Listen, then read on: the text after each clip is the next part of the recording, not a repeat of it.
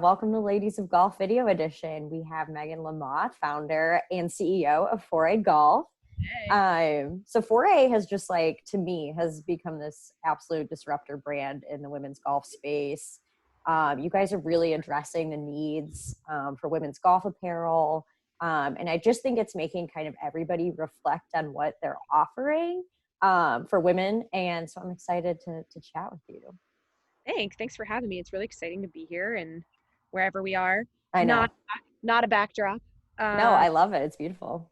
Right? I know the roses, they're fresh. Oh. No, that means a lot. And, I think, we started the company. That was our goal. Our goal was to actually try to do something different and break the mold a little bit respectfully. So that's what we do. And we're holding it together. And I'm sorry in advance because the Ray, who's my daughter, who's 4.5, of FORAY GOLF, there's a slip and slide, which you cannot see directly in front of me. And she may just at some point interrupt us.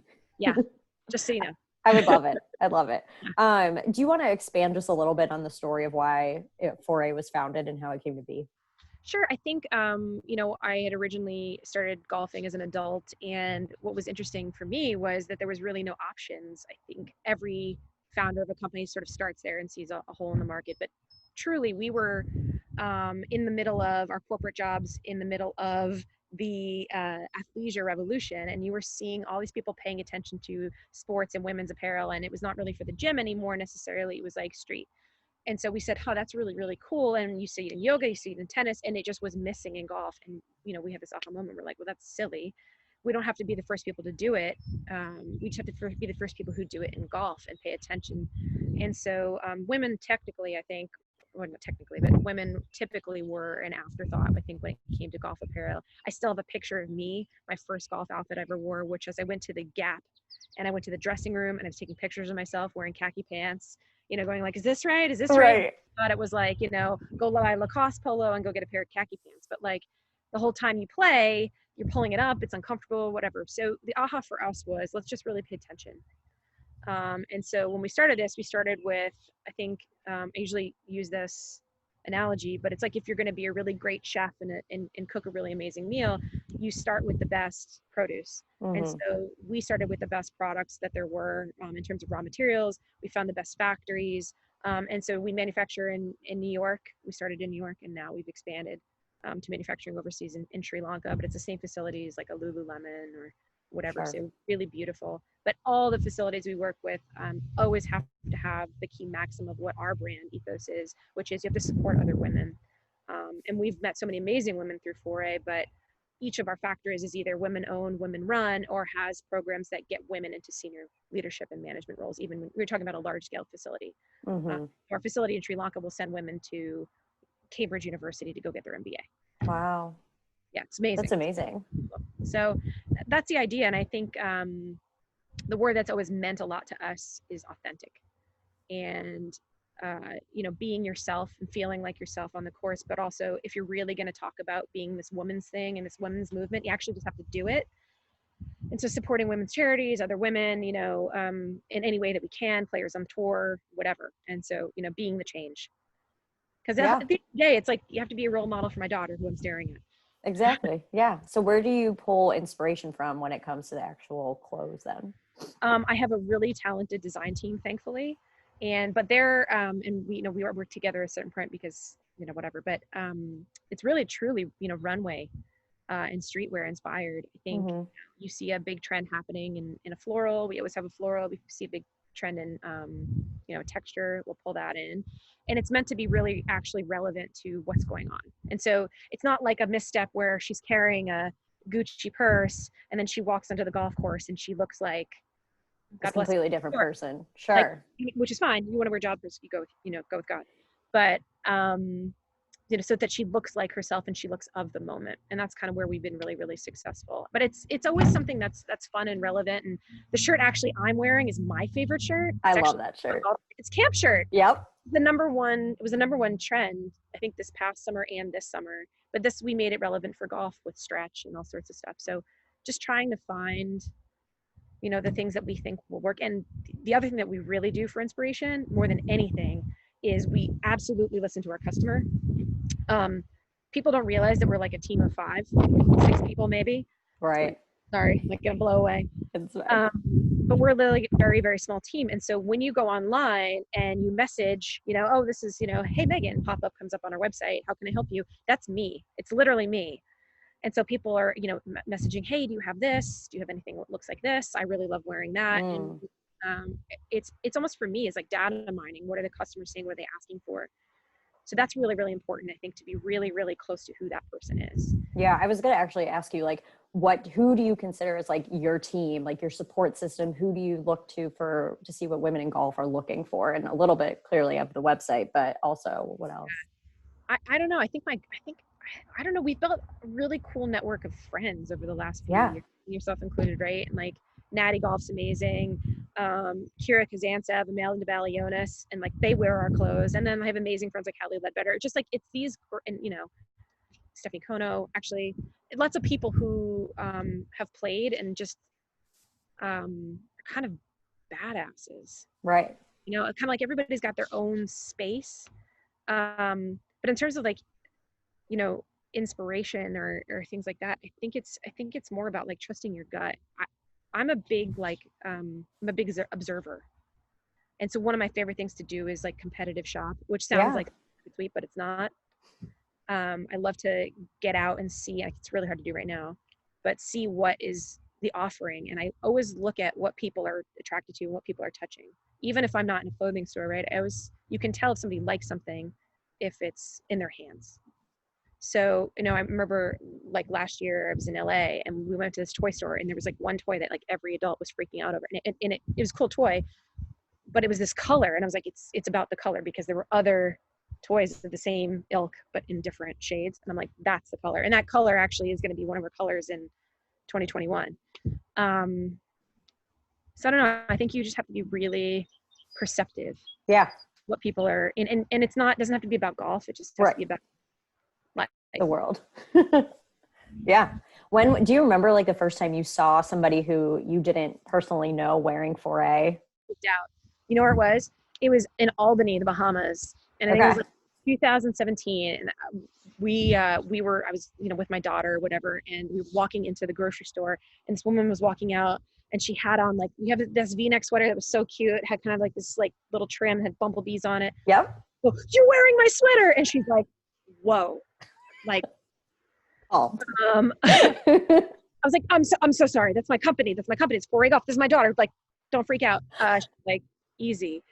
And another time I was at my club here in Long Island, and there's a woman walking off the 18. You have to walk up a hill. You have to walk off the 18 green. And I saw her walking up, and we had this really cool shirt that we're actually going to reissue next year because it was so amazing.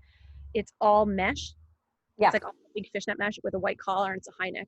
So she was wearing it, but my club doesn't have a dress code, which is awesome. You can kind of like, there was like a story of like Rob Thomas playing in leather pants, like like a tank top, whatever. So she walks off and I see her and she just has a sports bra underneath. And I'm like, yes, girl. So I went up and I like introduced myself to her and I was like, you're wearing it just like I wanted. That's awesome. Yeah, it's kind of hard. It's funny to geek out. It's weird to see people wearing it. Right. We were in Pebble Beach and this woman was walking down the stairs at me and she had like a skirt that was sort of a rare one. I was like, where did you get that? Yeah. She's like, easy. I think that's what's interesting. I think it's you bring up a point. That's an interesting part about being an entrepreneur and getting to a point, and everything you said when you're introducing me is very incredibly nice. I think one of the things that we deal with as an entrepreneur is like, you do so much faking till you make it. You don't know when you make it. Sure. And I still definitely don't feel like I made it, but like, you have to have this balance between imposter syndrome, like I'm just this kid from Poughkeepsie, versus like, oh, actually, yeah, people like it and wear it, and it's in 200 clubs and whatever. So yeah, I mean, and even that growth is amazing. I remember last year when we were talking, in the work world, you guys were at like 100 clubs. So clearly, I mean, it's grown so much. it's been interesting because we have obviously a consumer store and we're constantly improving that store. But as we have dialed up that store, our wholesale business has grown too, because we saw this at the PGA show this past year, which you have to love and hate the PGA show because it is a really tough 5 days on your feet and you got to build thing beforehand and you're steaming and it's like all the preparation. It's like preparing for a wedding, right? And you do it every yeah. But when you get there, we had so many people just come in. We were at a full appointment book, right? But we had people the first day at 8 a.m. The doors open, come in and be like, "My members told me that I have to check you out. Show me."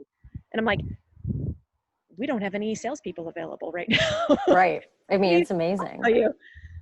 Yeah. So it's been this interesting like growth happening at the same time on both ends. And listen, you're sort of prepared for it because it's nice to have people like an idea that you have.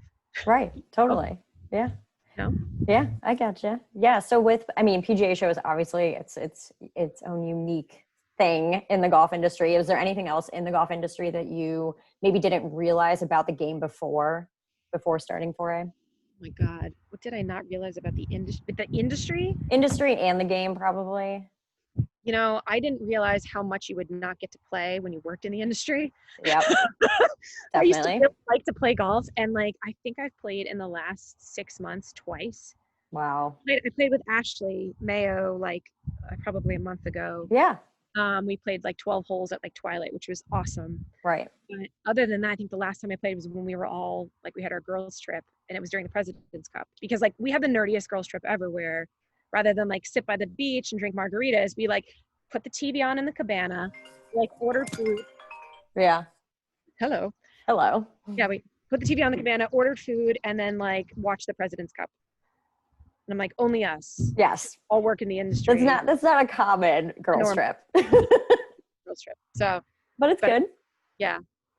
I think for me, learning like how many like awesome women there are in the game. Yes. It's a pleasant surprise, right? Right. And I think I would say that we all really look out for each other, which is nice. I agree. Mm-hmm. You know, I don't see a lot of like negative competition. No. You know, I think that's what's really interesting. I would hire all female golfers if I could, because I think also when you're wired to be a professional golfer or work in as a teaching professional or anything, the amount of effort that takes is astronomical, and you have to be focused and organized and all these other things. I mean, like why the LPGA has been on this break, one of the people I've hired to help with like, you know, finance stuff and getting organized is an LPGA professional who's just like great. She's going to go on tour, back on tour when they start up again. Right, but needed something, yeah. Something to do, and I'm like, yeah, we need help. But she's like unbelievably exceeding expectations. I'm like, why don't you not go back? Right. Maybe you should just stay. Yeah. But you're right. It's just about, I think it's an interesting, cool sort of sisterhood that we've uncovered. You know what I mean? Of everybody's type A in the right way, I usually say. Mm-hmm. You know? Yeah. I love that. Yeah. I know. And whenever people ask me if like it's competitive, I'm like, no, because we all have to succeed together for the game to grow and for like women in the game to grow. We all have to succeed. And the only way we can do that is if we support each other. So. Because it's interesting. I think it's one of these things where even though we all have to band together, to your point, it doesn't become like a man-hating club. No. At all, which is thinking like, oh, that's kind of enlightening and nice. Yeah. You know, so we still build each other up without like knocking guys down. Yeah, there's just no space or time for it. No. So what would you say, do you have any, you kind of alluded to a few, but some sneak peeks of what we can expect for the summer and fall for women's golf apparel from Foray? Really cool stuff. I think one of the things we always flex on that people know about and they really like, we are completely unique in the industry because we use a fabric that is like, I don't know, what's like the foie gras. If you like foie gras, maybe that's the wrong example because it's not so good for the bird. But like the truffle, the very most, you know, unbelievable fabric. So we have this fabric from Italy, and what's cool about it is that we can photoreal print, and so we flex on that a lot. Where we do a photoreal of a floral. Like we always have a floral. It's always really important of what our DNA is because it's like a way to be feminine but not girly. Yeah.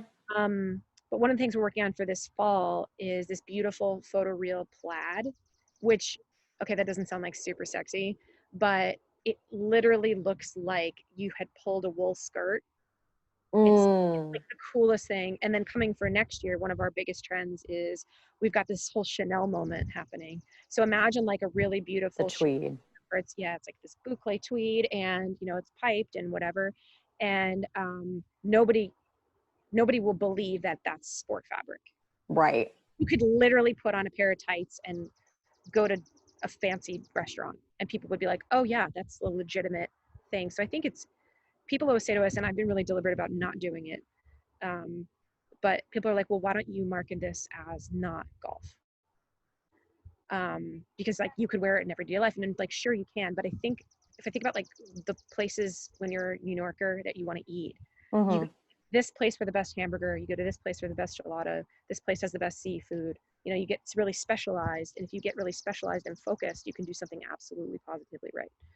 And so that's the kind of stuff, like for us, is like that photoreal stuff that makes it almost fakes the eye. It's killer. I'll send you a picture. Yeah, please do. I mean, I get so many compliments on the faux leather skirt. Oh yeah. It's so great. And I bought one. I never get my own stuff. you got to keep yourself in business, right? No, I love it. I mean, and people always comment all the time, like, why, you can wear that whenever. I'm like, I know, I can, and it's great. But it's also like super useful and practical for me on the golf course, which is why I love it. Well, and also like, I think, I don't know, like you put on a pair of boots, like you actually literally could wear that out. I think it's interesting to figure out, like, and that was the whole athleisure movement, the blurring of the lines between like what is sport and what isn't sport. And our sport, thankfully, I mean, we don't have a high impact sport where you're running and you have to worry about compression and all these other things, right? You have to worry about like, staying cool and also being covered and protected from the sun and all these other things, but it allows you to a lot more flexibility to play with ideas, which is really, really cool. And so the ubiquity of sport fabrics now have really caught up to use. The other thing that's cool is like, golf, people travel. I mean, you were in Pinehurst. I'm sure I'd love to go to like Bandon. Everybody seems to be going there. I never get to go. Hopefully get to go to Cabot soon at some point. But that's the other thing is like anything that you have to pack has to be able to do double duty. I am sorry in advance. My child is definitely going to come out here. Oh, I'm excited. Hey, Ray. Uh-oh. It's okay. It is more than okay. Yeah. You should meet her. She's a force of nature. I think at the end of the day, like the company it's really hard work, and being an entrepreneur is really hard. And that's the advice I usually give other entrepreneurs. It's like, make sure you really want to do it. Yeah. Real goal for me is to actually like demonstrate to my daughter how hard it is, and how hard you have to work to be successful. This is, do you want to come here? We're doing an interview. She's eating peas. Come here, babe. Okay, come here, babe. She's right here. Just come say hi. Say hi really quick, and then you got to go back. Hi. Hi. It's a pea. It looks delicious. That is a pea. You can only pick the puffy ones because the flat ones don't have anything inside. They just have little tiny They're little English peas. Yeah, you have to get the goods. Yeah, so that's why we only pick the puffy ones. Can you introduce yourself? And I'm Ray Gold. Yeah, you're Ray. And hi, Ray. How old are you? I'm 4.5. 4.5. Oh and my gosh. Green and orange. And what's your favorite sport? Bocce. Bocce. Bocce. So sophisticated. Oh. No. No? No. Get out of town. Get out of town. All right, go, baby. I love you. I'll catch you up in a minute. Bye, Ray. Okay, say bye. Bye. Bye, peanut butter. And you did, introduce some kids-sized clothing for like mommy and me style. That was awesome. We're gonna have to do more of that. It's so fun. So cute. Yeah. It's amazing. I think I say this a lot too. It's funny to see, I'm sure you have the pictures too, because you started playing, younger, but like, you guys all have these amazing pictures of you wearing like boys shirts and like, like how bad is that? Oh, it's so silly. I think, I don't know, that's one area of business I think that people probably need to really address, because especially even right now, if you think about what has happened in the world and kind of the state of affairs and how we really want to move more, more kids into the sport, and people of color too. Kids are the future, and they're going to be the ones who change it all. So what is a barrier to getting kids playing? I don't know, like looking cool. Right. Because they care. Yeah. They totally care. Totally, right? Think about how much Jordans have done for golf. Right. Jordans. Yeah.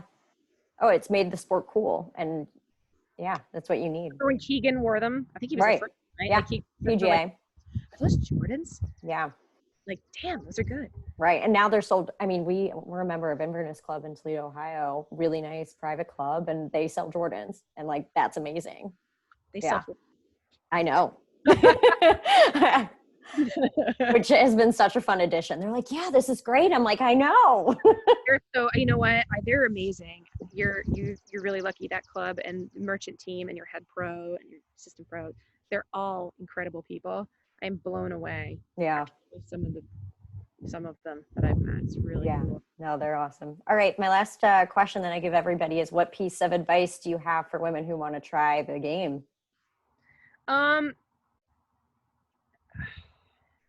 You know, good question. A piece of advice. I would say, listen, it's not going to be easy in the beginning, so don't care too much. Don't be too results oriented. Mm-hmm. I think you have to. I think you make a mistake when you start like get the pressure to keep score and whatever. Just have fun. Really try to play the game before you have to excel at the game. I think I'm lucky enough to work in the industry, and that's great, but I am by no means at all good at golf.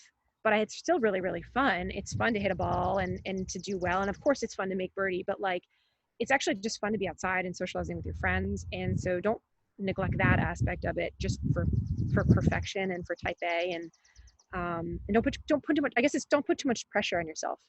Yeah. You're not going to walk out there on the first tee and you know what, you're probably going to whiff. That's cool. Doesn't matter. And the key to that is just being able to laugh at yourself and not take yourself too seriously and let yourself be a beginner. And I think it's really hard to do that, but kind of do less.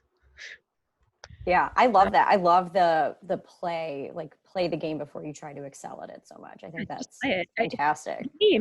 Yeah. We do much competition in life, and everybody works hard, and even just people who are stay-at-home moms. That is a incredibly hard job that I hope everybody respects. And there's an amazing choice sometimes if you get the opportunity to make the choice to stay at home or not. Mm-hmm. So you work. Everybody works. So like, let's just have fun and actually let's play. Yeah. Awesome. Well, thank you so much for your time today. I appreciate it.